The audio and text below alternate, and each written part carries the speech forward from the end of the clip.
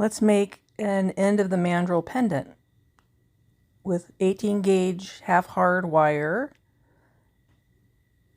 the bead that we just finished making, and a bail and findings, some pliers, cutters, looping pliers, chenille stem, and some epoxy. Since the bead only has one hole, it's possible that there can be some water inside from when we cleaned it out. So I take the chenille stem and put it down inside the hole and make sure to soak up whatever water's in there.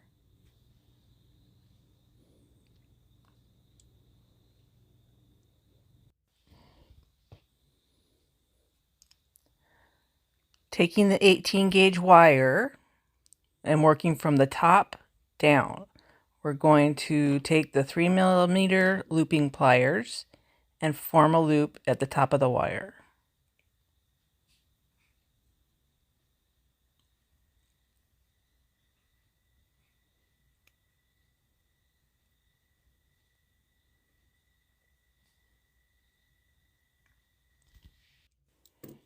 Then we're going to use some needle nose pliers and open up the loop.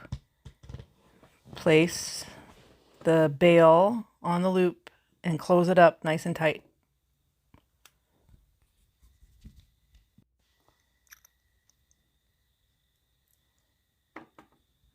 Then we're going to take the saucer bead, put it on the wire, the large daisy spacer, and then we're going to take a small piece of bead alignment tubing and place it on the wire, bringing it down with your thumbnail. 1/4 inch or smaller. Anything larger is just really a struggle to get on. And bring it all the way up to the daisy spacer. Then you take your wire and you put it inside the bead hole and you measure how long you're going to need the wire to be. You're going to cut it a little bit longer than you actually need. And then we're going to fold the end up just a little ways to give the epoxy something to grab onto.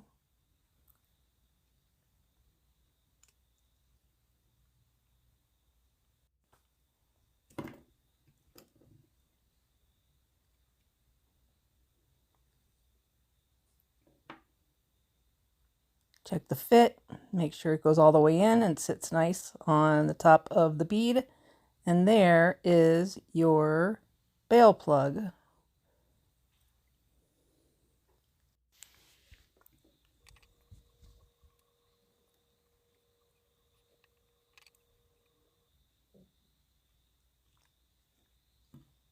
Now taking the epoxy and squeezing out just a little bit of each, nice equal amount.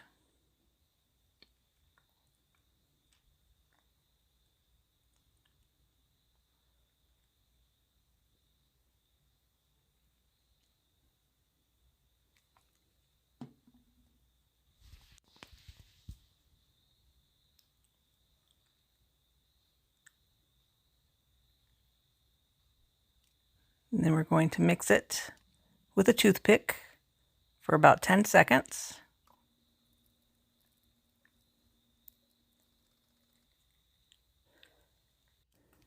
Then we're going to take just a tiny bit of epoxy and bring it into the hole and go down to the bottom. You don't want to use too much epoxy because you will get an air bubble inside and then it'll be hard to get it past that point. You only need to fill about maybe 1/3 of the way.